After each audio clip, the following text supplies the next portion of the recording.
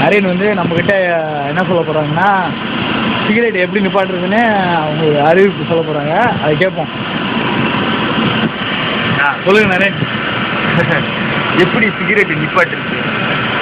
பல வழி இருக்குல்ல, ஆனால் உலகத்தில் ஒரே வழிதான் இருக்கு சிகரெட் நிப்பாட்டுறதுக்கு. சத்தம் வந்துருக்கு, அழகாத சத்தம் பின்னாடி ஒரே வழிதான் இருக்கு. திருப்பி ஒரே வழிதான் இருக்கு. இப்படிதான் எங்க? ஐயோ இப்படிதான் நிப்பாட்டுறதா? ஆமா, நிறைய சிகரெட் நிப்பாட்டிருக்கு. சார் நீங்க சிகரெட்லாம் படிச்சு இருந்துச்சு. நல்ல எக்ஸாம்பிள் வந்து இதானே.